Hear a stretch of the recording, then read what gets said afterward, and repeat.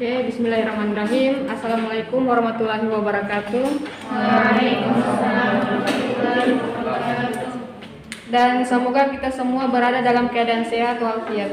Kelompok 1 yang terdiri dari saya Jian Junayah Fadinaidi sebagai moderator. Pada kesempatan hari ini kami akan mempresentasikan makalah kami yang berjudul Asal Usul Bahasa Manusia.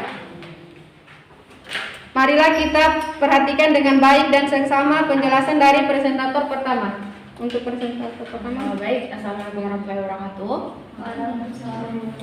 Hari ini maka kami mengenai asal usul bahasa manusia. Sebenarnya kapan sih pertama kali bahasa manusia itu diperkenalkan? Pada dasarnya bahasa manusia pertama kali diperkenalkan yaitu Allah Subhanahu Wa Taala yang memperkenalkan kepada Nabi Adam alaihissalam saat diusir dari surga karena melanggar perintah Allah, yaitu saat memakan buah huldi. Setelah itu berkembanglah zaman, masuk ke zaman fase dinasti ketiganya yaitu Idris alaihissalam, di mana dialah yang memulai menulis pada lempengan tembaga dan daun papirus menggunakan pena.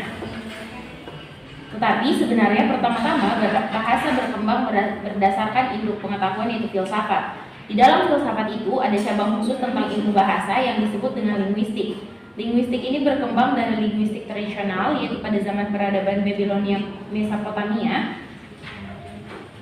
terus Yunani dan Athena, lalu berkembang pada Persia, negeri-negeri di Jazirah Tibet dan Cina, terus India.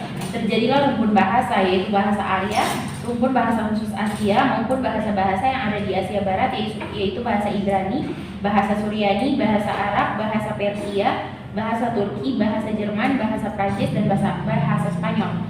Rumpun bahasa di Indonesia pada mulanya diteliti oleh beberapa pakar ahli linguistik dari Belanda. Karena bahasa Indonesia dijajah oleh Belanda, maka diadakanlah sebuah penelitian yang disebut dengan ejaan Van der Hoek yang dilakukan oleh Van Ophusen, kemudian ada juga Dormeyer, Adrian Gross. Ini semua merupakan ahli linguistik.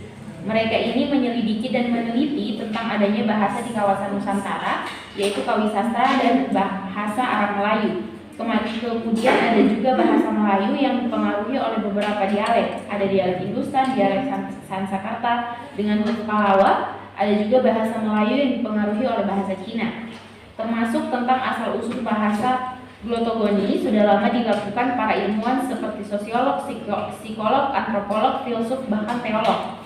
Tapi karena pusat perhatian para ilmuwan tersebut berbeda-beda, maka tidak diperoleh pengetahuan yang memadai tentang asal-usul bahasa. Yang diperoleh justru pengetahuan tentang cabang-cabang ilmu bahasa seperti sosiolinguistik, psikolinguistik, antropolinguistik, etnolinguistik, geolinguistik, biolinguistik, filsafat bahasa, dan sebagainya.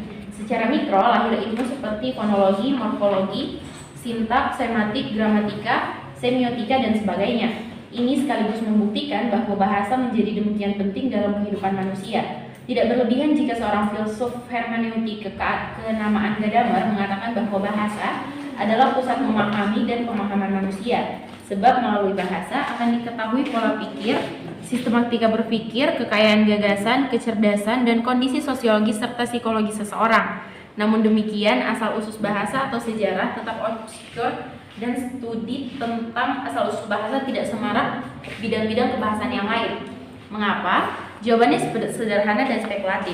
Sebab tidak terdapat bukti ilmiah yang cukup untuk menyimpulkan kapan dan di mana sejatinya pertama kali bahasa digunakan oleh manusia, siapa yang memulai dan bagaimanapun memulainya. Baik, namun ada sedikit informasi dari para peneliti sejarah bahasa yang menunjukkan bahwa bahasa muncul pertama kali kurang lebih 3000 sebelum Masehi. Itu pun dianggap kesimpulan yang spekulatif dan tanpa bukti yang nyata. Pada 1866, masyarakat linguistik Prancis pernah melarang mendiskusikan asal-usul bahasa karena hasilnya tidak pernah jelas dan hanya buang-buang waktu saja.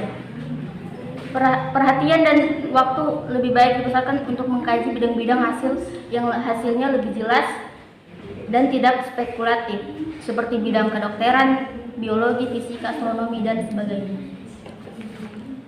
Menurut Tay, pada Kongres Linguistik di Turki tahun 1934 muncul pendapat yang menyatakan bahwa Bahasa Turki adalah akar dari semua bahasa di dunia, karena semua kata dalam semua bahasa berasal dari Güneş, kata Turki yang berarti matahari, sebuah planet yang pertama kali menarik perhatian manusia dan menuntut nama.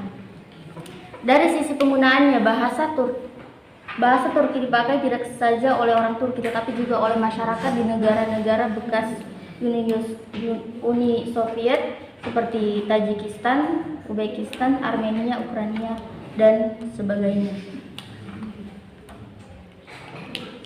Darwin menyatakan bahwa bahasa hakikatnya lisan dan terjadi secara evolusi, yakni berawal dari pantomim mulut, di mana alat-alat suara seperti lidah, pita suara, larynx, hidung, vocal cord, dan sebagainya secara refleks berusaha meniru gerakan-gerakan tangan dan menimbulkan suara. Suara-suara ini kemudian dirangkai untuk menjadi ujaran yang punya makna.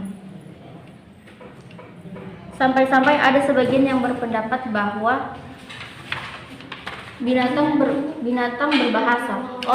All social animals communicate with each other, from beasts and ants to whales and apples, but only humans have developed a language which is more than a set of prepared signals.